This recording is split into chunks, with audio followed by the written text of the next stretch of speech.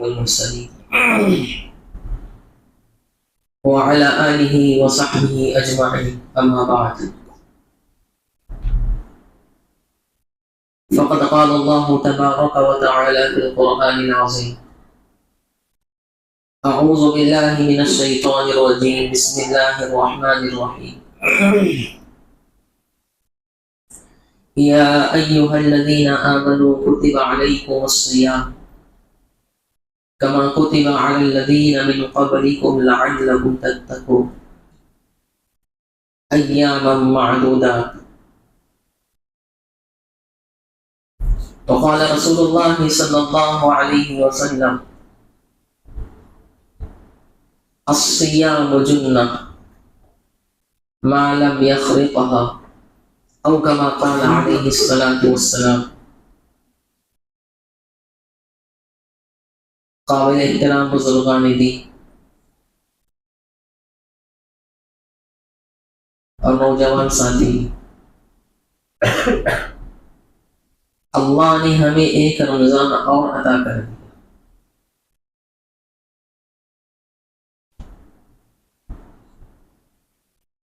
یہ اللہ کے انعاموں میں سے ایک بڑا انعام ہمیں بھی.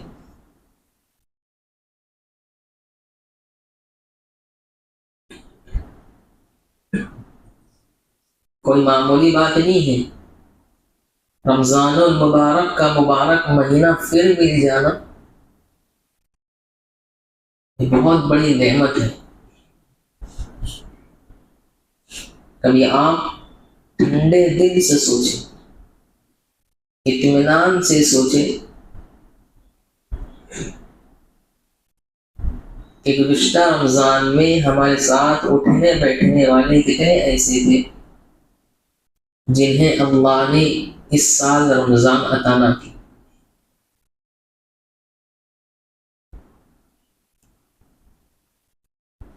مزید انعام اللہ کا یہ ہوا کہ گزشتہ سال بھی اللہ نے اعتکاف کی دولت سے نوازا. پھر اس سال اللہ نے اعتکاف میں بیٹھنے کی توفیق دی. تو مبارکباد ہے وہ احباب جنہیں اللہ نے اس دولت سے پھر سرفراز کیا. قابل رشک ہے وہ لوگ جنہیں اللہ بار بار اعتکاف میں بیٹھنے کی توفیق عطا کرتا ہے.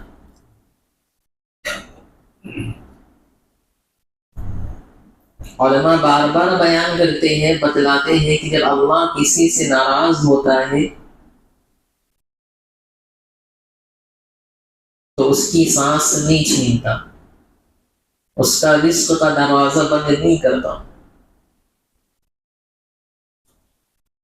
ہاں، ناراض ہوتا ہے تو سب سے پہلے اللہ سجدوں کی توفیق چھین لیتا ہے، نیک اعمال کی توفیق چھین لیتا ہے، مسجد میں آنے کی توفیق اسے نہیں دیتا.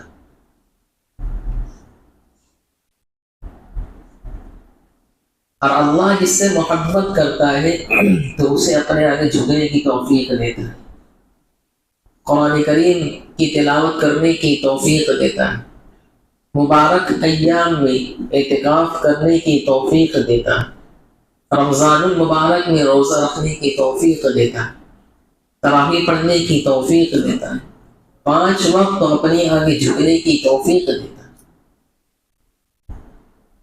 اور جس سے اللہ ناراض ہوتا ہے تو یہ تمام توفیقات اللہ چھینتا چلا جاتا ہے. تو دوبارہ رمضان ملنے پر اللہ کا شکر ادا کرے، دوبارہ اعتکاف میں بیٹھنے پر اللہ کا شکر ادا کرے. حضور اکرم صلی اللہ علیہ وسلم کے زمانے میں 2 ساتھی ایک ساتھ اسلام لائے.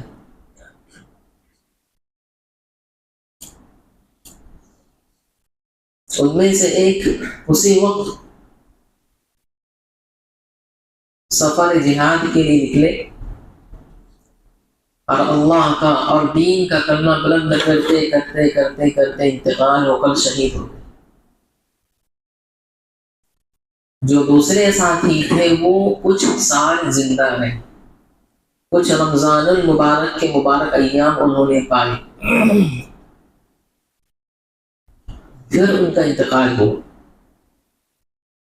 تو حضور اکرم صلی اللہ علیہ وسلم سے صحابہ کرام رضی اللہ تعالی عنہم اجمعین نے سوال کیا کہ اللہ کے نبی صلی اللہ علیہ وسلم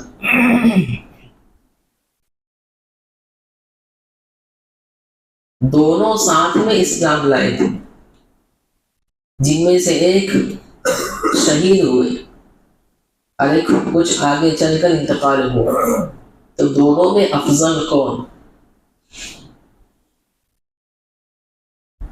تو صحابہ سمجھ رہے تھے کہ اللہ کے نبی صلی اللہ علیہ وسلم کہیں گے کہ وہ صحابی افضل ہے جو شہید ہوئے، لیکن حضور اکرم صلی اللہ علیہ وسلم نے کہا کہ وہ افضل ہے جنہیں بار بار رمضان المبارک کے مبارک ایام میں۔ صحابہ نے اعتراض کیا اللہ کے نبی صلی اللہ علیہ وسلم ایسا کیوں؟ آپ نے کہا کیا تم نے دونوں کی عبادتوں کا مقابلہ نہیں کیا؟ اس کی نمازیں اس سے زیادہ ہو گئی، اس کی عبادتیں اس سے زیادہ ہو گئی، اس کا اعتکاف میں بیٹھنا اس سے زیادہ ہو گیا، اس کے قرآن کریم کی تلاوت اس سے زیادہ ہو گئی، اس کے رمضان المبارک کے روزے اس سے زیادہ ہو گئے۔ اب ایسا بھی نہ سمجھ لینا کہ شہید کا کوئی مقام نہیں ہے، شہید کا مقام اپنی جگہ ہے۔ رمضان المبارک کا مبارک مہینہ مل جانا اس کا مقام اپنی جگہ ہے، دیگر عبادتوں کی توفیق ہو جانا، اس پر ثواب اور اجر مل جانا، یہ اپنی جگہ ہے۔ حضور اکرم صلی اللہ علیہ وسلم بتلانا یہ چاہتے تھے کہ جب جب تمہیں مزید عبادتوں کی توفیق ہوتی چلی جائے گی، ملتی چلی جائے گی، تو یہ اللہ کا شکر ادا کرنا، اس لیے کہ اللہ تمہیں کامیاب کرنا چاہتا ہے، انعام دینا چاہتا ہے، اللہ تم سے راضی ہے، تب تو اتنی ایسی توفیقات سے اللہ نے نوازا۔ تو ہمارا آپ کو ایک مرتبہ رمضان پھر مل جانا یہ اللہ کی بڑی نعمت، اس کی قدردانی کریں۔ رمضان المبارک میں اللہ تعالیٰ نے ہم پر ایک فرض عائد کیا کہ نماز کے بعد روزے کا نمبر آتا ہے۔ حضور اکرم صلی اللہ علیہ وسلم نے ارشاد فرمایا کہ دین کا مدار، دین کی بنیاد 5 چیزوں پر ہے۔ دل سے اقرار کرنا لا الہ الا اللہ، پہلی چیز، دوسرا نماز، تیسرا روزہ، چوتھا زکوٰۃ اور 5واں حج۔ یہ 5 بنیادی ستون ہیں دین کے، ایمان کے۔ ان میں سے اگر بندہ ایک کو بھی ڈھا دیتا ہے تو اس نے اسلام کے ستون کو ڈھا دیا۔ تو روزہ بھی انہی میں سے ایک عبادت ہے۔ حضور اکرم صلی اللہ علیہ وسلم نے ارشاد فرمایا الصیام جنہ، کہ روزہ یہ تمہارے لیے ڈھال ہے۔ کب تک؟ جب تک کہ تم اسے پھاڑ نہ دو۔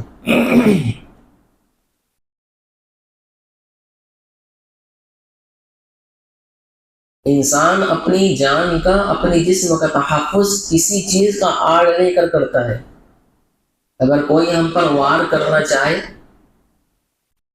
تو انسان کے لیے ضروری ہے کہ تحفظ کے لیے کوئی نہ کچھ آگے لائے، ورنہ کوئی غلط وار ایسا سر میں لگ جائے جس سے انسان کی جان نکل سکتی ہے، انسان فوت ہو سکتا ہے۔ تو وہ جو چیز ہمارے سامنے لائی جاتی ہے اسے کہتے ہیں ڈھال۔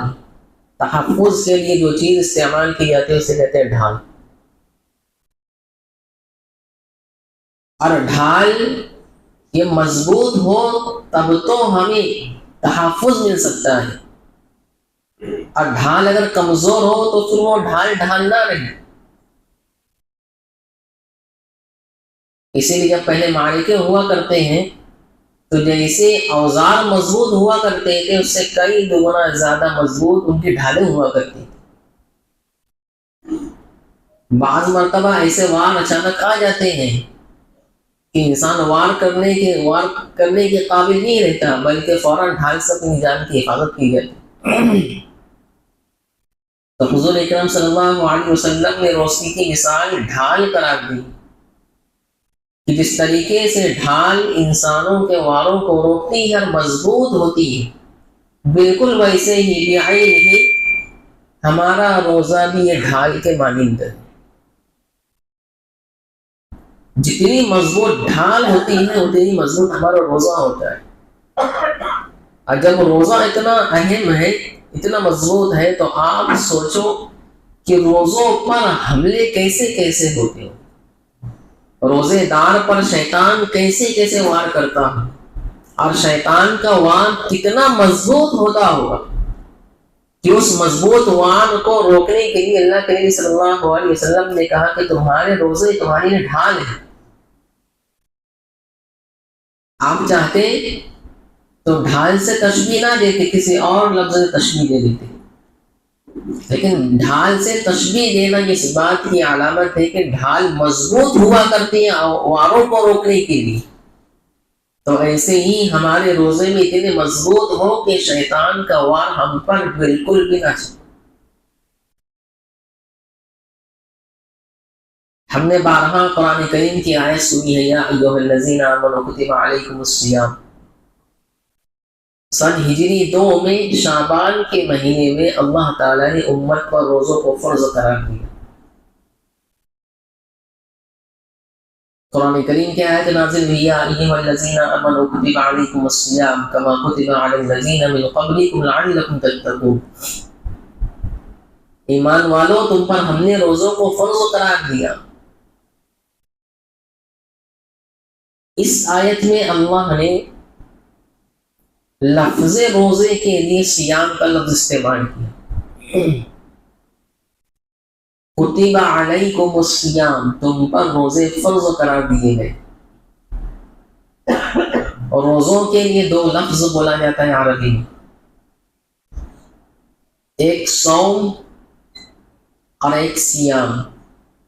ایک صحابی اللہ کے نبی صلی اللہ علیہ وسلم کے پاس تشریف لائے، کہا اللہ کے نبی صلی اللہ علیہ وسلم کوئی بہتر عمل مجھے بتلا دے جسے میں مضبوطی سے پکڑ کر رکھوں۔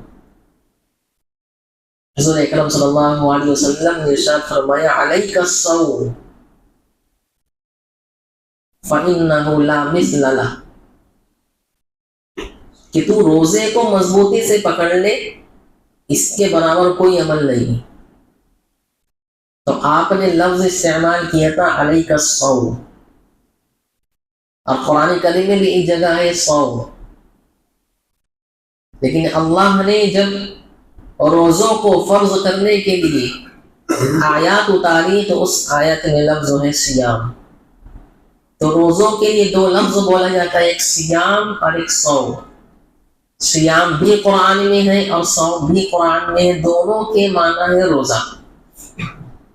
لیکن قرآن کریم ایسا خزانہ ہے، ایسا خزانہ ہے کہ جیسے تیراک اور غوطہ خور سمندر میں اگر ڈبکی لگائے تو وہ ڈبکی لگاتا ہی رہے اور سمندر کے خزینوں کو وہ ڈھونڈتا ہی رہے تو کبھی تھکے گا نہیں۔ اس کی زندگی، اس کی عمریں، اس کی نسلیں تھک جائے گی، لیکن سمندروں کے خزانوں کو وہ ڈھونڈتا اس کی نسلیں تک نہیں ختم ہوگی، وہ نہ تھکے گی۔ تو قرآن کریم بھی ایسا خزانہ ہے، جتنا دماغ لگاؤ تو نئے نکات قرآن کریم میں ملتے ہی رہتے۔ حضور اکرم صلی اللہ علیہ وسلم کو جوامع الکلم کہا جاتا ہے۔ ایک معمولی سا لفظ حضور اکرم صلی اللہ علیہ وسلم کی زبان سے نکلا ہوا، اتنی اس کی تشریحات ہوتی ہے، اتنی تشریحات ہوتی ہے کہ کتابیں کئی جلدوں میں لکھی جاتی ہیں۔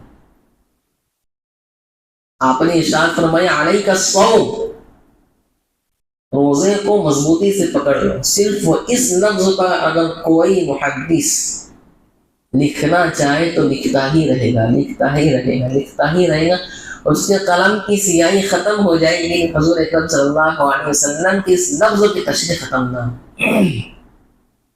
یہ کس کا کمال ہے؟ یہ اللہ کے ایک افضل اور محبوب بندے کی زبان سے نکلے ہوئے لفظ کا یہ کمال ہے۔ ذرا سوچو کہ جو لفظ اللہ نے خود کہے ہیں، قرآن کریم یہ کلام اللہ ہے، اللہ کی ذات سے نکلا ہوا ہے، تو اس لفظ میں کیسے کیسے خزانے ہو، کوئی تصور کر سکتا ہے؟ تو قرآن کریم میں جتنے لفظ ہیں، جتنے الفاظ ہیں، جتنے زیر زبر ہیں، جتنے حروف اور نکات ہیں، کوئی زائد نہیں ہے۔ ہم قرآن کریم کی ابتدا کرتے ہیں الف لام میم، اور ترجمہ آپ دیکھو گے تو کیا ملتا ہے؟ الف لام میم۔ اب آگے بڑھو، پھر ملتا ہے الف لام میم، ترجمہ الف لام میم۔ دوسری جگہ اٹھا کر دیکھو حامیم، ترجمہ حامیم۔ عین سین قاف، ترجمہ عین سین قاف۔ کاف ہا یا عین صاد، ترجمہ وہی ملتا ہے۔ تو یہ وہ لفظ ہے کہ جن کی حقیقت ہمیں جنت میں معلوم ہو، لیکن یہ بھی قرآن میں زائد نہیں ہے بلکہ اپنا ایک مقام رکھتے ہیں۔ تو قرآن کریم کا ایک لفظ الف سے لے کر یا تک کوئی لفظ زائد نہیں ہے، جو لفظ جہاں ہے جیسا ہے وہ اپنے اندر کچھ نہ کچھ حقیقت ضرور رکھتا ہے، وہ ہم قاصر ہے کہ اس کو سمجھ نہیں پاتے۔ تو سیام اور صوم دونوں لفظ قرآن کریم استعمال ہے روزوں کے لیے، لیکن جس آیت میں اللہ نے امت پر روزوں کو فرض قرار دیا وہاں صوم کا لفظ استعمال نہیں کیا بلکہ سیام کا لفظ استعمال کیا۔ کیوں؟ سیام کے معنی روزہ، اور ایسا روزہ کہ جس میں پورا جسم شامل ہے۔ سیام کے معنی وہ روزہ کہ جس میں سر کے بال سے لے کر پیر کے ناخنوں تک پورا بدن، پورا جسم اس روزے میں شامل ہے۔ اور لفظ صوم سے جو روزہ بولا جاتا ہے اس کے معنی صرف اور فقط بھوکا رہنا۔ قرآن نے اس لفظ کو بیان کر کے اس طرف اشارہ کر دیا ہے کہ ہم تم سے روزہ رکھوانا چاہتے ہیں، تو ہمارے روزے رکھوانے کا مطلب کیا ہے؟ وہ روزہ جو تم اللہ کے لیے رکھتے ہو تو وہ روزہ کیسا ہے تمہارا اور کیسا ہونا چاہیے؟ تو ذرا غور کرو سیام پر۔ یہ وہ روزہ ہمیں مطلوب ہے کہ تمہارے سر کا بھی روزہ ہو، تمہارے دماغ کا بھی روزہ ہو، تمہارے کان کا بھی روزہ ہو، تمہاری آنکھ کا بھی روزہ ہو، تمہاری زبان اور تمہارے منہ کا بھی روزہ ہو، تمہارے ہاتھوں کا روزہ ہو، تمہارے پیر کا روزہ ہو، تمہارے سینے میں بسنے والے دل کا روزہ ہو۔ ان تمام کے تحفظ کا نام ہے روزہ۔ اور ایسے روزے داروں کے لیے حضور اکرم صلی اللہ علیہ وسلم نے کہا کہ ایسا روزہ تمہارے لیے ڈھال ہے۔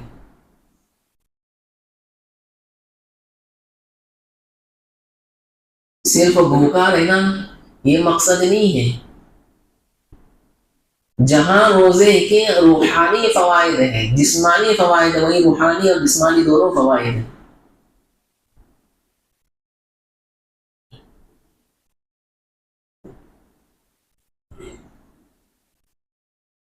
یہ روزہ وہ نعمت ہے کہ جس سے بندہ اللہ کے قریب ہوتا ہے،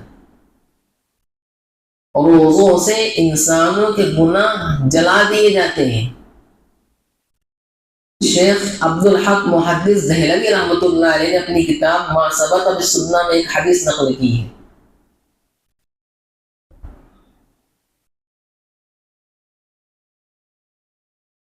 کہ شعبان المعظم میں اللہ تعالیٰ روزے داروں کے نیکیوں میں درختوں کی شاخوں کے بقدر و اضافہ کرتا چلا جاتا ہے۔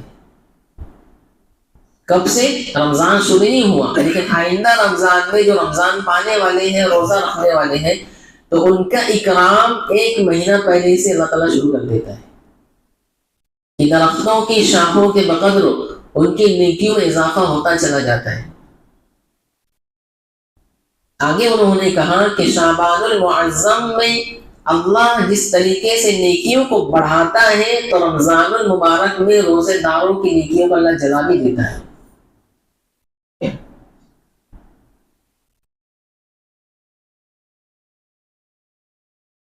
روزہ یہ معمولی عبادت نہیں ہے. روزہ رکھنے سے انسان کے اخلاق سدھرتے ہیں. روزہ رکھنے سے انسان کا ذہن تیز ہوتا ہے.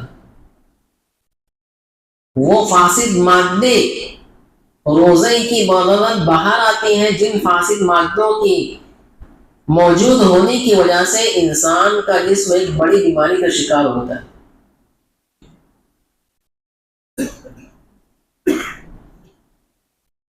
شروع کے 2 دن میں انسان کا بلڈ پریشر اور شوگر کنٹرول کرتا ہے روزہ.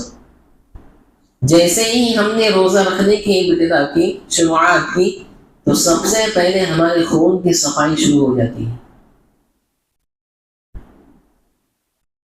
ہمارا معدہ مضبوط ہونے لگتا ہے.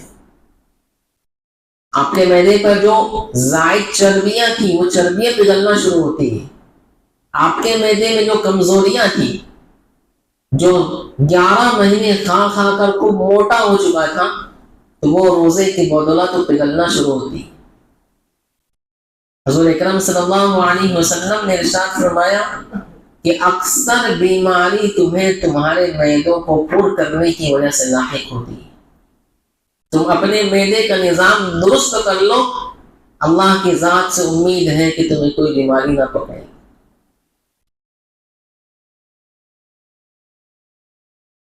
شیخ زکریا رحمۃ اللہ علیہ نے فضائل رمضان میں جو علماء کرام کے واقعات بیان فرمائے ہیں، آپ وہ سنیں اور وہ اسلاف کا واقعہ سامنے رکھیں، اور آج کے دور میں ہمارے جو اکابرین ہیں آپ ان کی زندگی سے تھوڑا موازنہ کریں. آپ کو دونوں کی زندگی بالکل برابر معلوم ہوگی. تو ایسے ہی بڑے اللہ والوں میں ایک اللہ والے سے ہماری ملاقات ہوئی، بڑے ضعیف، 90 کے اوپر. ہم نے ان کا کھانا بھی دیکھا ہے، ان کا پینا بھی دیکھا ہے. ایک مرتبہ ملاقات ہوئی تو ہمارے ساتھ کچھ مفتیان کرام تھے. ان میں سے ایک صاحب نے کہا کہ حضرت طبیعت ٹھیک ہے؟ کہنے لگے بیٹا کوئی بیماری مجھے نہیں ہے، صرف ہلکی سی کمزوری. 90 کے اوپر الفاظ ہے کہ مجھے کوئی بیماری نہیں ہے، میں اللہ کی فضل سے بالکل اچھا ہوں، لیکن ہلکی سی کمزوری ہے. ہم لوگوں نے یہ نتیجہ اخذ کیا کہ ان کا کھانا بھی اتنا نارمل، ان کا پینا بھی اتنا نارمل. جب کھانا پینا بالکل ایک دم کم ہو اور کم سے کم ہو، بقدر ضرورت ہو، تو پھر حضور اکرم صلی اللہ علیہ وسلم کی وہ حدیث بھی ذہن میں آئی کہ جب تمہارے معدے کا نظام درست ہوگا تو پھر تمہیں کوئی بیماری لاحق نہیں ہوگی.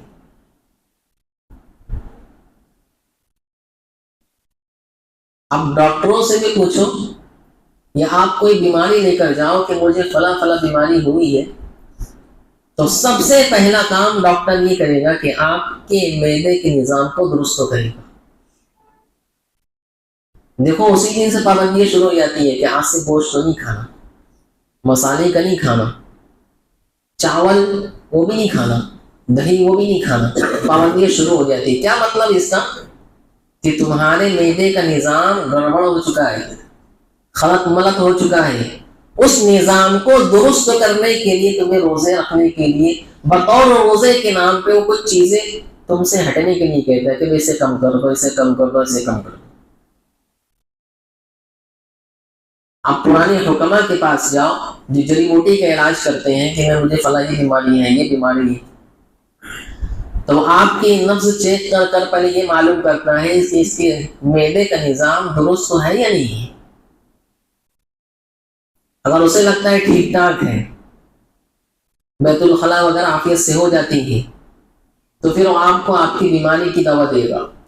اور اگر اسے یہ لگتا ہے کہ اس کا معدے کا نظام ہی خراب ہے، تو سب سے پہلے آپ کو جڑی بوٹی دے گا تو آپ کے معدے کے نظام کو ٹھیک کرنے کے لیے. تو 1400 سال پہلے حضور اکرم صلی اللہ علیہ وسلم نے اس نظام کو درست کرنے کی ترتیب ہمیں بتلا دی ہے. اسی لیے حضور اکرم صلی اللہ علیہ وسلم مہینے میں 3 دن روزہ رکھا کرتے تھے، 13، 14، 15، جسے ایام البیض کہتے ہیں۔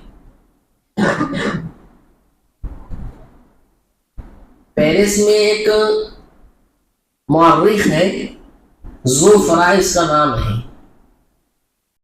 اس نے ایک کتاب لکھی ہے، اس کا نام ہی رکھا ہے روزہ۔ یورپین غیر مسلم ہے، اس نے روزوں کی عجیب عجیب نکات اس میں بیان فرمائے۔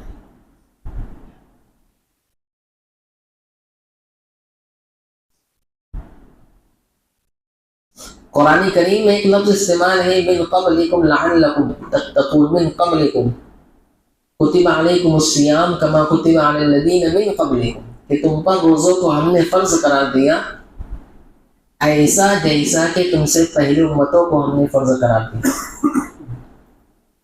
تو روزہ یہ نئی چیز نہیں ہے، پہلے کی امتیں بھی روزہ رکھتی چلی آ رہی، لیکن اس یورپین غیر مسلم نے ایک بات اس نے لکھی کہ جہاں انسان روزہ رکھتے ہیں اور انسانوں میں مسلمان روزہ رکھتے ہیں، وہیں کچھ جانور ایسے ہیں، کچھ چرند پرند ایسے ہیں جو وہ بھی روزہ رکھتے ہیں۔ اس نے بیان کیا کہ وہ علاقے جہاں 8 مہینے 6 مہینے برف باری ہوتی رہتی اور پورا علاقہ برفوں میں ڈھک جاتا ہے، تو انسان تو اپنی جان بچانے کے لیے گرمی کا استعمال کر سکتا ہے، آگ جلا لے میں، اپنے بدن پر اسے موٹے موٹے کپڑے پہن لے میں، جس سے اس کا دوران خون مسلسل چلتا رہے اور اس کی سانسیں جاری رہے۔ انسان تو کر سکتا ہے، اپنی جان کا انتظام کر سکتا ہے، تحفظ کر سکتا ہے، لیکن جانور اب ایسا نہیں کہ ایسے علاقوں کے جانوروں کی چمڑیاں تو کیا کہتے ہیں کہ بھینسوں کی چمڑیوں کی طرح موٹی موٹی ہوگی، نہیں، وہ جیسے ہمارے جانور ہیں ویسے وہ بھی جانور ہیں، لیکن ذرا سوچو اللہ نے کیا نظام چلایا ہے۔ ہمارے یہاں کی سخت ٹھنڈی میں اگر کوئی کتا باہر اگر سسک رہا ہے اور اس کے گرمی کا کوئی انتظام نہ کی جائے تو وہ کچھ گھنٹوں میں وہ مر جاتا ہے، برداشت نہیں کر پاتا۔ تو ایسی ٹھنڈیوں میں جانوروں کا یہ حال ہے کہ وہ علاقے جہاں 6 مہینے 8 مہینے پورا علاقہ برفوں میں ڈھکا ہوا ہوتا ہے، تو وہاں جانوروں کا کیا نظام ہوگا۔ اسی لیے تھوڑا تاریخ کا بھی ہم مطالعہ کریں۔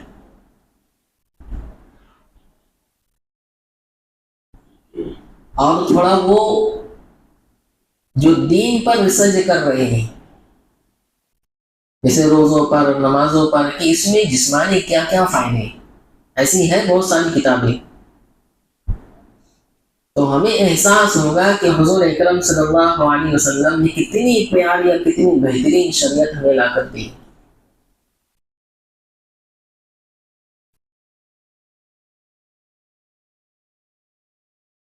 تو اس نے بیان کیا، اس یورپین غیر مسلم نے، کہ اللہ نے ان جانوروں میں ایک نظام چلایا ہے کہ جب بالکل سردی عبور پر ہوتی ہے اور عروج پر ہوتی ہے تو یہ جانور پہاڑوں کی غاروں میں چلے جاتے تھے، سب چرند پرندہ جتنے جانور، حتیٰ کہ سانپ بھی، وہ بھی رینگتا پہاڑ کی غار میں چلا جاتا، اور جانے کے بعد وہ سو جاتے، اور ایسا سوتے کہ وہ 8 مہینہ 6 مہینہ مستقل سوتے رہتے۔ تو اس یورپین نے ہمارے روزوں کو اور ان کے سونے پر تشبیہ دی کہ دیکھو تم 12 گھنٹہ روزہ رکھتے ہو، 14 گھنٹہ روزہ رکھتے ہو، 17 گھنٹہ روزہ رکھتے ہو، اور جیسا تم بھوکے رہتے ہو تو دیکھو یہ جانور بھی بھوکے رہتے ہیں۔ تو 8 مہینہ 6 مہینہ تک بھوکا رہنے کے بعد، سونے کے بعد، جب سردی بالکل ختم ہو جاتی ہے تو پھر اللہ انہیں بیدار کرتا ہے۔ جب یہ بیدار ہوتے ہیں تو وہ جو پرانے بال تھے سارے بال جھڑ جاتے ہیں، نئے بال شروع ہو جاتے ہیں۔ جو ان کے اندر کمزوریاں تھیں وہ کمزوری ختم ہو جاتی ہے، بالکل نوجوان بن کے پرندے ہوتے ہیں۔ وہ سانپ جو 6 مہینہ پہلے سویا تھا، اب 6 مہینہ پہلے جو اس پر خال تھی، اب 6 مہینے کے بعد جب سردی گرمی شروع ہوتی ہے تو وہ اپنی پرانی خال کو اتار کر اب نئی خال لے کر زمین پہ آتے ہیں۔ تو وہ قوت اور وہ جوانی ان کے اندر پیدا ہوتی ہے۔ تو یہ کیسے؟ یہ بھوکا رہنے کی وجہ سے۔ ہم تو نہیں رہ سکتے 3 مہینہ 6 مہینہ، لیکن جو اللہ نے ہمیں ایک نظام بتلایا ہے، دن بھر کا روزہ، یہ بڑا بہترین نظام ہے۔ پہلی امتوں کے آپ اگر روزوں کو دیکھو تو ان کے روزوں میں ہمارے روزوں میں تھوڑا فرق ہوتا ہے۔ ہمارا روزہ شروع ہوتا ہے صبح صادق سے، غروب آفتاب پر ختم ہو جاتا ہے۔ پہلی امت کے روزوں کا حال یہ تھا کہ جیسے افطار کرے، اب افطار کے بعد جب تک تمہاری آنکھ کھلی ہے تب تک تم افطار سے ہو، کھا پی سکتے ہو، اور جہاں تمہاری آنکھ بند ہوئی، سو گئے، وہاں سے پھر تمہارا دوسرے دن کا روزہ شروع۔ تو گویا کہ ان کا روزہ ایک افطار سے شروع ہو کر دوسرے افطار پر ختم ہوتا ہے۔ ہمارا روزہ تو ایسا نہیں ہے نا، من الخیط الابیض من الفجر، کہ تم صبح صادق سے شروع کرو اور غروب آفتاب پر تم اختتام کرو، اور پھر رات میں تمہارے لیے وہ چیزیں حلال ہے جو روزوں میں تمہارے لیے حرام ہے۔ تو ایسا بہترین نظام اللہ تعالیٰ نے ہم لوگوں کو عطا کیا۔ روزوں میں روحانی فوائد میں سب سے بڑا فائدہ یہ ہے کہ انسان گناہوں سے بچتا ہے۔ اب ظاہر سی بات ہے، جو چیز ہمارے لیے روزوں کے علاوہ حلال تھی تو روزہ رکھنے کے بعد وہ حرام ہو جاتی۔ کھانا ہمارے لیے حلال تھا، روزہ رکھنے کے بعد حرام۔ پینا ہمارے لیے حلال تھا، روزہ رکھنے کے بعد حرام۔ بیوی سے ملاقات ہمارے لیے حلال تھی، روزہ رکھنے کے بعد حرام۔ لیکن کچھ چیزیں ایسی ہیں جو پہلے بھی حرام ہیں، روزہ رکھنے میں بھی حرام ہے۔ جیسے غیبت، یہ پہلے بھی حرام ہے، روزہ رکھنے پر بھی حرام۔ جھوٹ پہلے بھی حرام ہے، روزہ رکھنے پر بھی حرام ہے۔ دھوکہ پہلے بھی حرام ہے، روزہ رکھنے کے بعد بھی حرام ہے۔ بد نظری روزہ رکھنے سے پہلے بھی حرام ہے، روزہ رکھنے کے بعد بھی حرام ہے۔ دل میں کینہ روزہ رکھنے سے پہلے بھی حرام ہے، روزہ رکھنے کے بعد بھی حرام ہے۔ حسد روزے سے پہلے بھی حرام، روزے کے بعد بھی حرام۔ بغض، عداوت، دشمنی، یہ پہلے بھی حرام، روزے کے بعد بھی حرام۔ ہم حلال چیز کھانے سے تو رک جاتے ہیں، لیکن حرام دیکھنے سے ہم نہیں رکتے۔ روزہ رکھنے سے پہلے تمہارے لیے جائز تھا کہ تم تمہارے کان کے درد کو دور کرنے کے لیے تم دوائیاں ڈالو۔ حلال دوا ڈالنے کے لیے روزہ رکھنے کے بعد ہم حلال دوا ڈالنے سے رک جاتے، لیکن حرام سننے سے ہم نہیں رکتے۔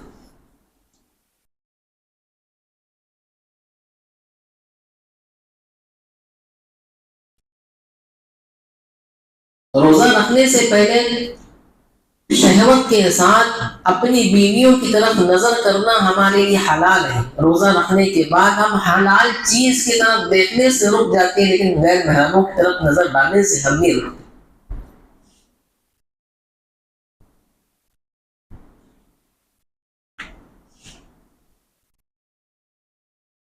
آپ کے سامنے کھانا رکھا ہوا ہے، کمرے میں کوئی نہیں ہے، بالکل آپ کا کمرہ بالکل سیاہ ہے، اندھیرا ہے، کوئی آپ کو نہ دیکھ رہا ہے، وہ کھانا آپ کے لیے روزے سے پہلے حلال تھا، اور روزہ رکھنے کے بعد وہ کھانا آپ کے لیے حرام ہے۔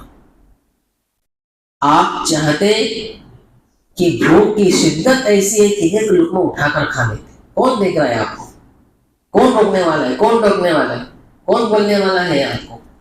کسی کو کانوں خبر نہیں کہ تم نے کھا کر آئے کہ نہیں ہے۔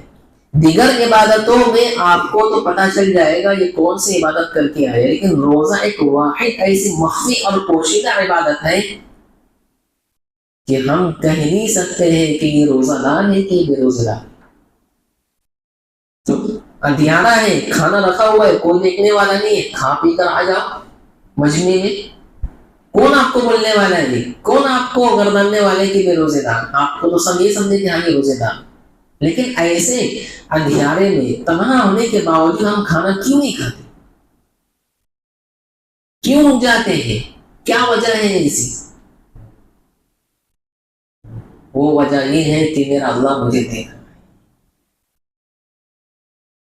وہ شوق، وہ رغبت، وہ جذبہ یہ ہے کہ روزہ میں نے صرف اللہ کے لیے رکھا، اور جس روزے کو میں نے اللہ کے لیے رکھا ہے تو اس روزے کو میں اسے کیسے خراب کروں؟ تو یہی جذبہ، یہی نیت جب ہماری نظر حرام کی طرف اٹھتی ہے تب کیوں نہیں آتا؟ یہی جذبہ، یہی نیت جب ہمارے ہاتھ دھوکے کے لیے کسی مسلمان کی طرف بڑھتے ہیں تب کیوں نہیں آتا؟ وہ پھل فروٹ بیچنے والا مسلمان، وہ بازاری مسلمان، جب مسلمان کو دھوکہ دیتا ہے تب یہ نیت کیوں نہیں اجاگر کرتا؟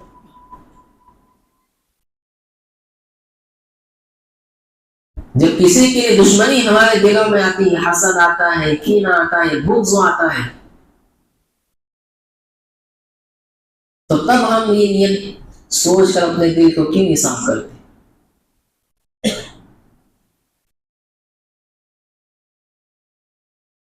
بڑا سوچنے کا مقام ہے کہ جو چیز ہمارے لیے حلال تھی روزہ رکھنے کے بعد حرام ہو گئی، ہم حلال چیز روزہ رکھنے کے بعد حلال سے بچ جاتے ہیں، لیکن جو حرام پہلے بھی تھی بعد میں بھی تھی اس سے ہم کیوں نہیں بچتے؟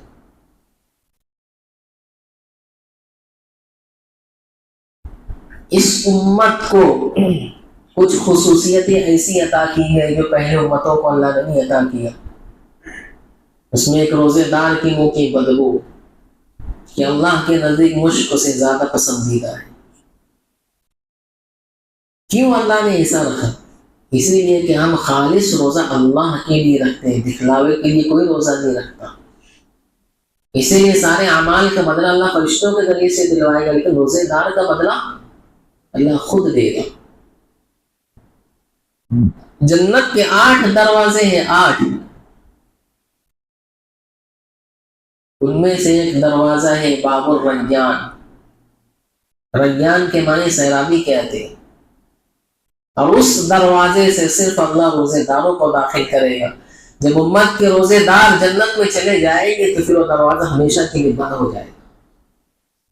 اس دروازے سے اگر کوئی داخل ہونا چاہے تو وہ دنیا میں روزے دار ہوگا تب جا کے داخل ہوگا، اور امت کے جیسے ہی سارے روزے دار چلے گئے تو ہمیشہ کے لیے دروازہ بند ہو جائے گا، اب کسی پر وہ دروازہ کھلے گا نہیں۔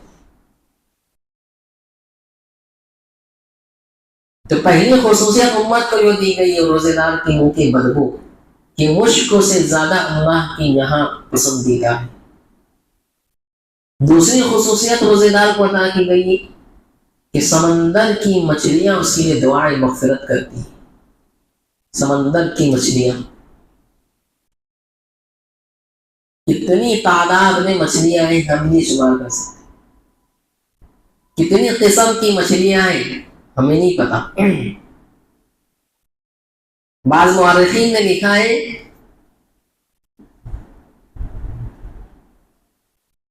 کہ 18,000 مخلوقات میں سے بہت تھوڑی مخلوق زمین پر ہے،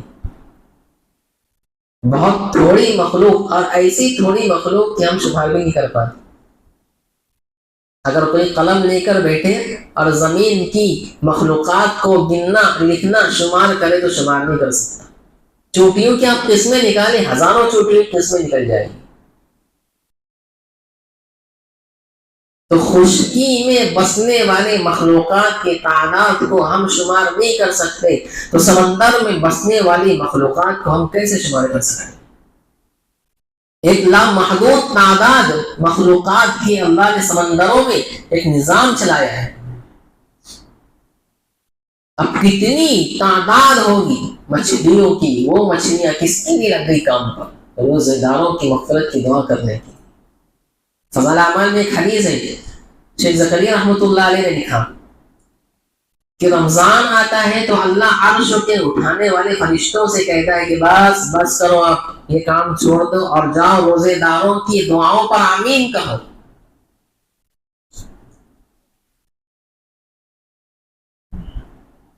سمندر کی مچھلیاں روزے داروں کی مغفرت کے لیے دعائیں کرتے ہیں۔ تیسری خصوصیت روزے داروں کی، جنت ان کے لیے سجائی جاتی ہے۔ سال کے شروع سے روزے داروں کے لیے جنت کو سجایا جاتا ہے، حوریں نغمے گاتی ہیں، ہمارے انتظار میں ہی حوریں۔ کیا ہم دنیا کی لڑکیوں کے پیچھے پڑے؟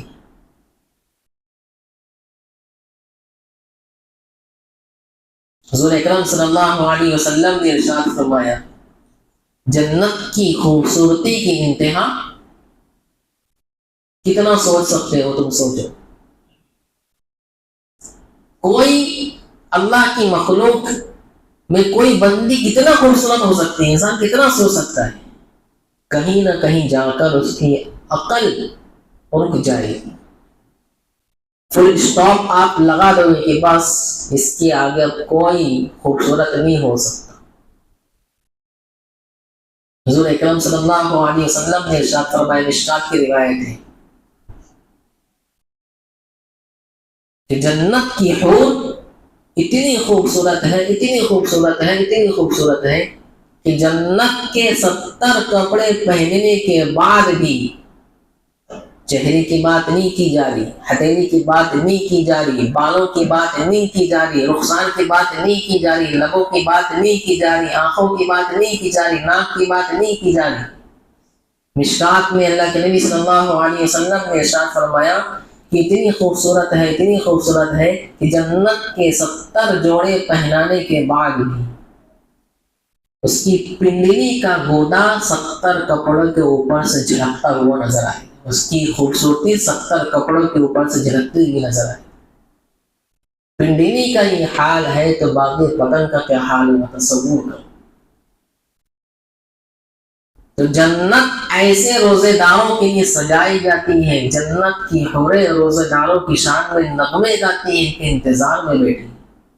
یہ اس امت کے روزے داروں کی خصوصیت ہے۔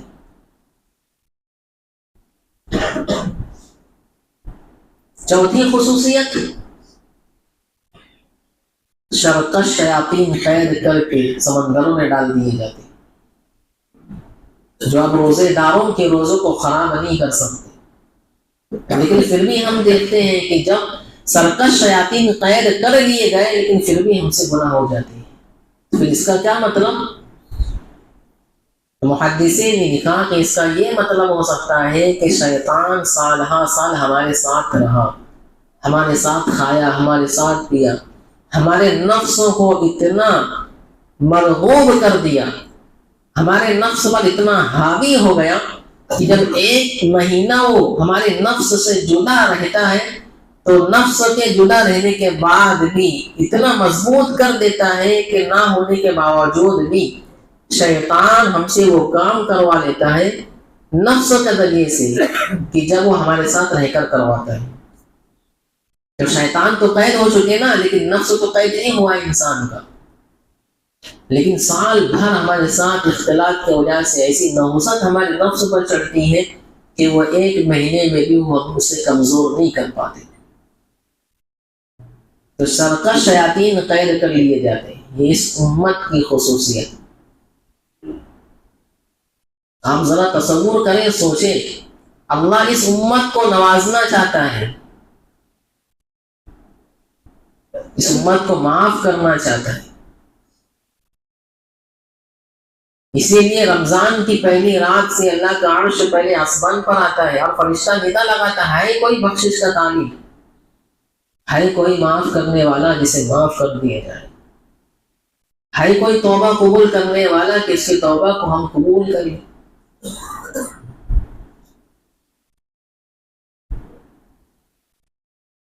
افطار کے وقت ہم جب بیٹھتے ہیں اس وقت تو اللہ ہمیں دو چیزوں سے نوازتا ہے، ایک تو دن بھر بھوکا رہنے کے بعد اللہ اپنی نعمتیں ہمیں کھلاتا ہے، وہ نعمتیں کھلاتا ہے کہ سال ہاں سال جن پر ہماری نظر بھی نہ پڑی۔ ہم جب چھوٹے تھے تو تراویح کے بعد ہمارے والد محترم وہ ہمیں مولوی لے جایا کرتے تھے اور وہاں رمضان کی اسپیشل چیز کھلاتے تھے، اور وہ ہوتی تھی ماوے کی جلیبی. ابھی تو الگ بات ہے کہ پورا مہینہ ماوے کی جلیبی ملتی ہے، بنتے رہتی ہیں، کھاتے رہتے ہیں. لیکن کچھ ڈشیں ایسی بھی ہیں کہ جو خالص رمضان کے لیے بنتی ہے، بنائی جاتی اور کھائی جاتی. تو آپ بھی اسے وہی دسترخوان کی نعمت سمجھے جو اللہ ہمیں کھلاتا ہے. اب دوسری خوشخبری اللہ جو ہمیں دسترخوان پر دیتا ہے وہ دعا کی قبولیت. اکثر مسلمان اس وقت غافل رہتا ہے. اکثر مسلمان اس وقت غافل رہتا ہے. حضور اکرم صلی اللہ علیہ وسلم نے ارشاد فرمایا کہ روزے کے افطار کے وقت اللہ دعائیں قبول کرتا ہے. مفتی سعید صاحب پالن پوری رحمۃ اللہ علیہ بیان کرتے ہیں کہ جو عین افطار کا وقت ہوتا ہے اس وقت تو ہم کھانے پینے میں لگ جاتے ہیں، اور اس سے پہلے اگر اللہ کسی کو توفیق دیتا ہے تو ہم دعا کے لیے ہاتھ اٹھا لیتے ہیں. لیکن جیسے سائرن بجا، وقت ہوا، تو دعا کے لیے ہاتھ پھیر کر سیدھا ہاتھ ہمارا دسترخوان پر پڑتا ہے. مفتی سعید صاحب پالن پوری رحمۃ اللہ علیہ کہتے ہیں کہ یہی تو وقت تھا دعا کی قبولیت کا، جس وقت تم نے ہاتھ پھیر کر اور کھجور کی طرف ہاتھ بڑھایا. حضور اکرم صلی اللہ علیہ وسلم نے ارشاد فرمایا کہ افطار کے وقت تو تمہاری دعائیں قبول ہوتی ہے، افطار سے پہلے نہیں.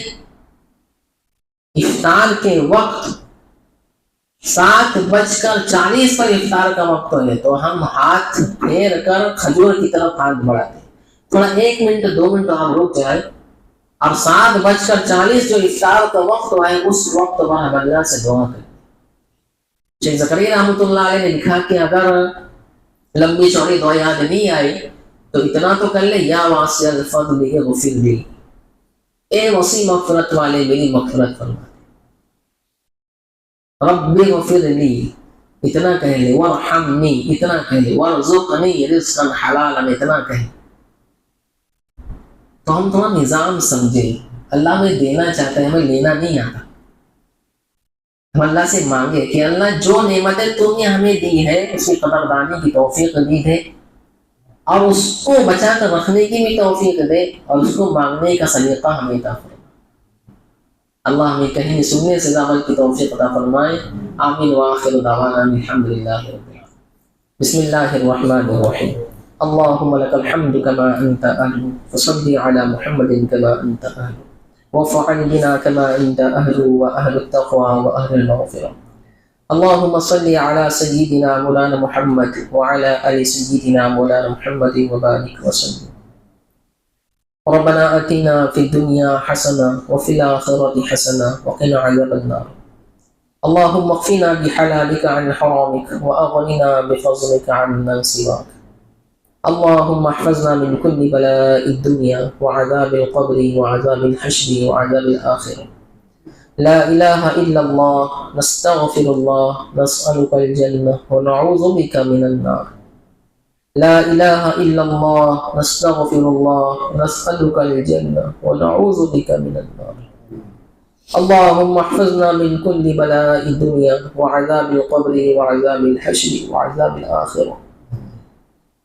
ربنا هب لنا من أزواجنا وذرياتنا قرة أعين واجعلنا للمتقين إماما. ربنا ظلمنا أنفسنا وإن لم تغفر لنا وترحمنا لنكونن من الخاسرين. اللهم علمنا الكتاب والحكمة، اللهم فقهنا في الدين، اللهم زين أخلاقنا بالقرآن، ونجنا من النار بالقرآن، وأدخلنا الجنة بالقرآن. اللهم اغفر لي حينا وميتنا وشاهدنا وغائبنا وصغيرنا وكبيرنا وذكرنا وأنثانا. اللهم من أحييته منا فأحيه على الإسلام، ومن توفيته منا فتوفه على الإيمان. لا إله إلا الله الحليم الكريم. سبحان الله رب العرش العظيم، والحمد لله رب العالمين.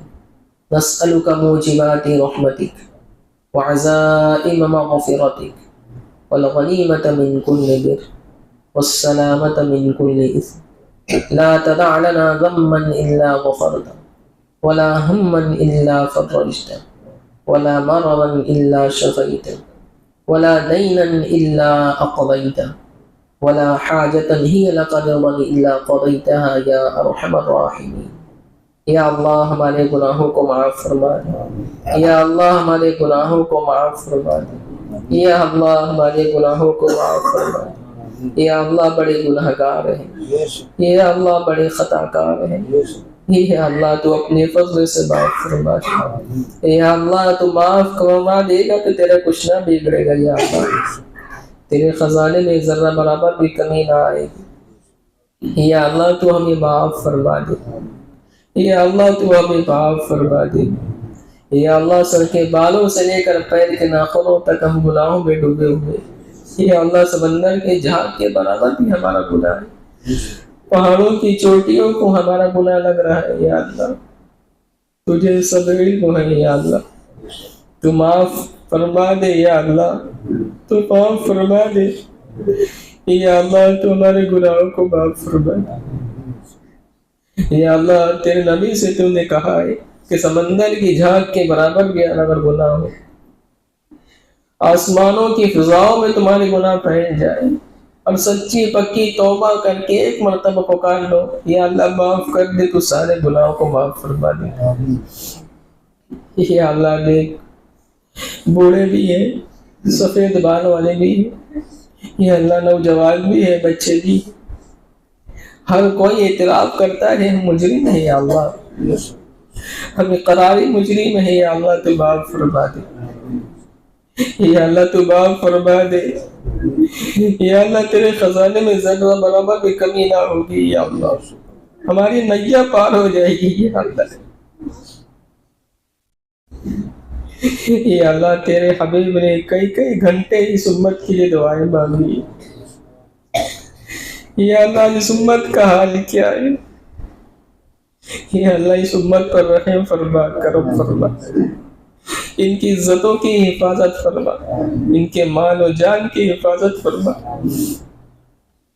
یا اللہ آج ہمیں مارا جا رہا ہے، ہمیں کاٹا جا رہا ہے، یا اللہ صرف اسلام کی بنیاد پر مارا جا رہا ہے، قلبی کی بنیاد پر مارا جا رہا ہے، داڑھی ٹوپی دیکھ دیکھ کر مارا جا رہا ہے۔ یا اللہ تیرے لاڈلے نبی کے لاڈلی اوپر ہے، یا اللہ یا اللہ تیرے لاڈلے نبی کی لاڈلی امت ہے، ایسے پیارے حبیب کی امت ہے جس نے ایک پل بھی اپنی امت کو دور نہ کیا۔ کون سی دعا ایسی ہوگی جس دعا میں اللہ نے ہمیں، اے اللہ تیرے حبیب نے ہمیں یاد نہ کیا ہوگا۔ یا اللہ موت کا فرشتہ کھڑا تھا، انتقال کا وقت تو قریب تھا، پیارے حبیب پر قربان جائے، جبریل سے کہتے جبریل پہلے اللہ سے پوچھ کر میرے جانے کے بعد میری امت کا کیا ہوگا۔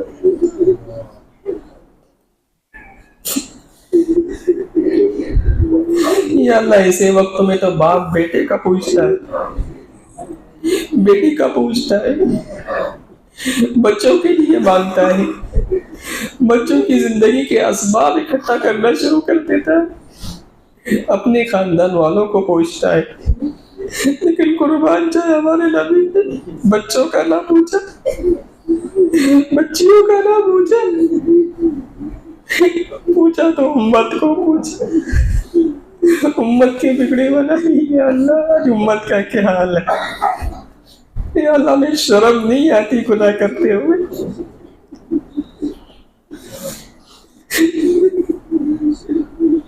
ہماری ایمانی غیرت کیسے جواب دیتی ہے؟ اللہ گناہ جس وقت ہم کرتے پیارے حبیب کے سامنے کس منہ سے کھڑے ہوگے؟ محشر کا وقت ہوگا اور ناطقوں کا دن ہوگا، سورج سویرے سے پر ہوگا، زمین تابے کی ہوگی، کوئی اپنے پسینوں میں گھٹنے تک ڈوبا ہوگا، کوئی کاندھوں تک ڈوبا ہوگا، کوئی پورا کی پورے گناہوں کی نوسط کی وجہ سے پسینوں میں ڈوبا ہوگا۔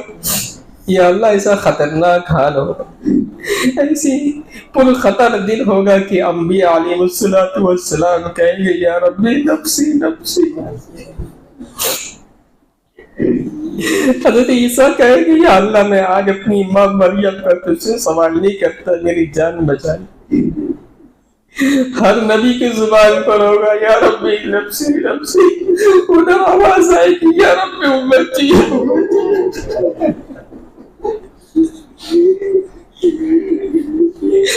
کیا نبی ہمیں عطا کی یا اللہ، کیا حبیب عطا کی یا اللہ، کیا اخلاق عطا کی تھی یا اللہ۔ ساری زندگی نبی کی ہمارے سامنے ہی، لیکن عمل کرنے کی توفیق نہیں۔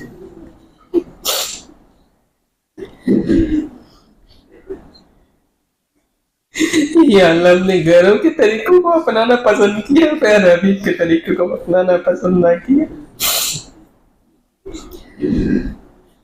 یا اللہ جبرائیل ایک مرتبہ آئے، اب فاتح سے تھے، جبرائیل نے کہا کہ اللہ کے نبی آپ کہیں تو اللہ احد پہاڑ کو سونے چاندی کا بنا دے جو آپ کے ساتھ چلا پھرا کرے۔ پیارے حبیب نے کہا جبرائیل مجھے اس کی ضرورت نہیں ہے، اگر میں نے آج اپنے پیٹوں کو بھرنا شروع کر دیا تو آئندہ آنے والے میرے فقر و فاقے والی امت یہ کیسے گزر بسر کرے گی۔ جبرائیل مجھے یہی زندگی پسند ہے، میں اپنی امت کے لیے بھوکا رہنا چاہتا ہوں۔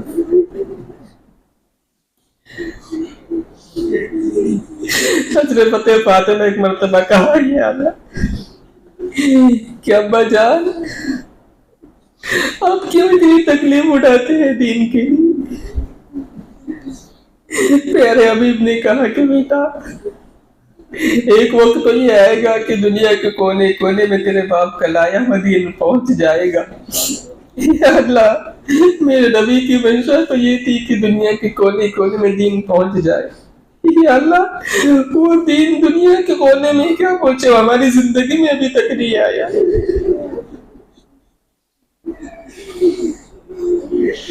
یا اللہ ہم اتنے قاصر ہیں، یا اللہ ہم اتنے محروم ہیں کہ ساری چیزیں سننے کے بعد بھی عمل کی توفیق ہمیں نہیں ہوتی۔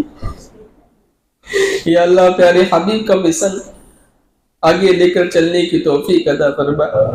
یا اللہ دنیا کے کونے کونے میں ہر فرد ایمان کی دولت سے مالا مال ہو جائے، ایسے فیصلے فرما۔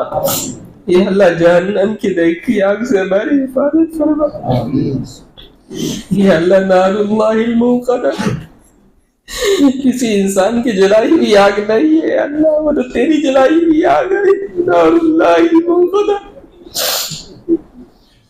معمولی سا ان کا ہم برداشت نہیں کر سکتے، اتنی خطرناک وہ آگ کیسے ہم برداشت کر سکتے ہیں۔ یا اللہ تیرے حبیب نے کہا ہے کہ جہنم سے پناہ مانگو، جہنم سے پناہ مانگو۔ یا اللہ پوری امت مسلمہ کی جہنم سے حفاظت فرما، پوری امت مسلمہ کی جہنم سے حفاظت فرما، جنت الفردوس میں سب کو جمع فرما، جنت الفردوس میں سب کو جمع فرما۔ یا اللہ محشر کے ہولناکیوں سے ہماری حفاظت فرما، محشر کی گرمیوں سے ہماری حفاظت فرما، عرش کے سائے میں جگہ عطا فرما، پیارے حبیب کی ہاتھوں جام کوثر پینا نصیب فرما۔ یا اللہ قبروں کے عذاب سے ہماری حفاظت فرما، موت کی سختیوں سے ہماری حفاظت فرما۔ یا اللہ جو مرحومین ہم سے رخصت ہو چکے ان کی مغفرت فرما۔ یا اللہ انہیں کروٹ کروٹ چین سکون عطا فرما۔ یا اللہ جو ابھی انتقال کرے اللہ ان کی مغفرت فرما، جو پہلے انتقال کر گئے اللہ ان کی مغفرت فرما، پوری امت مسلمہ کی مرحومین کی مغفرت فرما۔ یا اللہ جن گھروں میں رشتے نہیں آ رہے ان گھروں میں نیک رشتے عطا فرما، جو لاوالد ہے انہیں نیک اولاد عطا فرما۔ یا اللہ جو ناجائز مقدمات میں پھنسے ہوئے اللہ ان کے حق میں رہائی کے فیصلے فرما۔ یا اللہ کتنے مسلمان نوجوان ایسے جو بغیر جرم کے سزائیں بھگت رہے ہیں، ان کے بچے انتظار میں بیٹھے ہوئے کہ ہمارے ابو اب رہا کر آئیں گے، جب رہا کر آئیں کتنے عیدیں بیچارے بغیر باپ کے منائے، کیا کیا تڑپ ہوگی یا اللہ، وہ بھی کوئی عید ہے انسان بغیر باپ کے منائے، وہ عورتیں وہ کیسے انتظار میں بیٹھے ہوں گی یا اللہ، کس منہ سے وہ عید منائیں گی جن کے شوہر جیلوں میں ٹھسے ہوئے، کس منہ سے نئے کپڑے پہنیں گی یا اللہ، مت پر رحم فرما، کرم فرما یا اللہ، جو مقدمات میں پھنسے ہیں، جیلوں میں پھنسے، انہیں رہائی عطا فرما یا اللہ، فلسطین کے مسلمانوں پر رحم فرما یا اللہ، سال گزر چکے، ہفتوں نہیں، مہینوں نہیں، سال گزر چکے یا اللہ، ہمارے آنسو خشک ہو گئے یا اللہ، ان کے خون خشک نہ ہوئے، ہم قربانی دے دے کے تھک گئے، وہ جان کی قربانی دے دے کر نہ تھکے یا اللہ، ایک معصوم بچے کو میں نے دیکھا یا اللہ، اس کی کیا غلطی تھی یا اللہ، اس کے جسم میں کوئی اعضاء ایسا نہ ہو جس میں خون کے قطرے نہ نکل رہے ہو، وہ تو بھی ماں بھی نہ بول سکتا نا یا اللہ، وہ تو اتنا چھوٹا ہے، باپ بولنے سے بھی قاصر ہے، چلنے سے بھی قاصر ہے، وہ تو اتنا محتاج ہے کہ اگر بھوک لگے تو زبان سے بول بھی نہیں سکتا ہے، باپ مجھے دودھ پلا دے، ایسے بچوں کو بھی نہیں چھوڑا جا رہا یا اللہ، یا اللہ، یقیناً ہمارے گناہوں کی نوسط ہے، ہم نے یہاں گناہ کی، ان کی سزا ان بیچاروں کا مل رہی ہے یا اللہ، پوری امت پر رحم فرما، تیرے لاڈلے نبی کی لاڈلی امت ہے یا اللہ، ان پر رحم فرما، انہیں صبر کی توفیق عطا فرما، استقامت عطا فرما یا اللہ، ہم راضی ہیں اللہ، تیرے سارے فیصلے پر ہم راضی ہیں یا اللہ، تو صبر عطا فرما، ایسی مصیبتوں میں، تکلیفوں میں ہم استقامت عطا فرما، ہمارے دین کی، ہمارے اسلام کی، ہمارے ایمان کی حفاظت فرما، ہماری نسلوں میں ایمان کی حفاظت فرما یا اللہ، ارتداد کے دھیانے سے ہمارے بچوں کی حفاظت فرما، ہماری بچیوں کی حفاظت فرما یا اللہ، وہ بچیاں جو ارتداد کے دہلیز پر آ کھڑی ہو چکی ہیں یا اللہ، دوبارہ انہیں اسلام میں داخل فرما یا اللہ، تیرے نبی نے بہت محنت کی یا اللہ، امت کو اسلام پر لانے کے لیے، آج ہماری کوتاہیوں کی وجہ سے بڑی آسانی سے ہماری بچی اسلام سے نکلتی چلی جا رہی ہے، تیرے نبی نے بہت محنت کی یا اللہ، طائف گئے، اپنی ایڑیوں کو خون سے رنگین کیا اللہ امت کے لیے کہ امت اسلام قبول کر لے، تیرے ماننے والی امت بن جائے، آج ہماری کوتاہیاں، ہماری ناکاریاں ایسی کہ ہماری محنتوں کو چھوڑنے کی وجہ سے امت کی بچیاں ارتداد کے دہانے سے تجاوز کر کے کفر و شرک میں مبتلا ہو رہی یا اللہ، ہماری کوتاہیوں کو معاف فرما یا اللہ، دین کا کام کرنے کی توفیق عطا فرما یا اللہ، بڑھ چڑھ کر حصہ لینے کی توفیق عطا فرما، ہر طریقے سے حصہ لینے کی توفیق عطا فرما، ہماری قربانیوں کو قبول فرما، ہمارے مال کو، ہماری جان کو قبول فرما، ہمارے اوقات کو قبول فرما یا اللہ، ہمارے روزوں کو قبول فرما، رمضان کی عبادتوں کو قبول فرما یا اللہ، ہماری نمازوں کو قبول فرما یا اللہ، ہماری زکوٰۃ کو قبول فرما یا اللہ، ہم نہیں جانتے آئندہ رمضان ہمیں نصیب ہوتا ہے یا نہیں ہوتا، اسی رمضان کو بخشش کا مہینہ بنا لے، انہی روزوں کی لاج رکھ لے یا انہی تراویحوں کی لاج رکھ لے یا اللہ،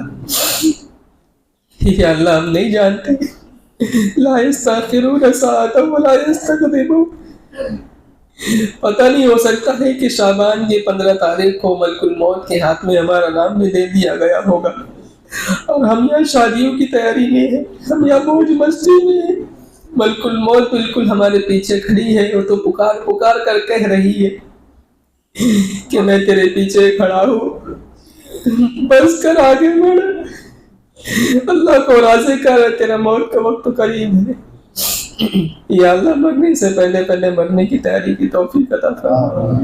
یا اللہ ہمارے والدین کی مغفرت فرما, ہمارے رشتہ داروں کی مغفرت فرما. یا اللہ جن کے والدین اس دنیا سے رخصت ہو چکے ان کی قبروں کو نور سے منور فرما. یا اللہ ہمارے تمام اساتذہ کی مغفرت فرما, جو حیات ہے ان کی عمروں میں ان کے علم میں خوب خوب برکت عطا فرما. یا اللہ جو مرحوم ہو چکے ہیں, جو انتقال کر چکے ہیں, اللہ ان کی قبروں کو نور سے منور فرما. ہماری طرف سے بہترین بدلہ جزائے خیر عطا فرما. یا اللہ سارے صحابہ کو, تابعین کو, تبع تابعین کو, اولیاء اللہ کو, بزرگان دین کو, پیارے حبیب صلی اللہ علیہ وسلم کے سارے صحابی و صحابیات کو, تمام انبیاء علیہ السلام کے روحا کو یا اللہ بہتر بہتر بدلہ عطا فرما. یا اللہ پیارے حبیب صلی اللہ علیہ وسلم نے جتنی خیر کی دعائیں مانگی ان میں ہمارا حصہ عطا فرما. جن شرور اور فتن سے پناہ چاہیے اللہ ہم بھی ان شرور اور فتن سے پناہ چاہتے ہیں. یا اللہ جن لوگوں نے دعاؤں کی درخواست کی ہے ان کی نیک حاجتوں کو تمناؤں کو قبول فرما اور ہماری دعاؤں کو محض اپنے فضل و کرم سے حضور اکرم صلی اللہ علیہ وسلم کے صدقہ طفیل قبول فرما. جزا اللہ عنا محمدا ما هو اهله صلی اللہ علیہ وسلم. ربنا تقبل منا انك انت السميع العليم وتب علينا انك انت التواب الرحيم. وصلى الله تعالى على خير خلقه محمد وعلى آله وصحبه أجمعين برحمتك يا أرحم الراحمين.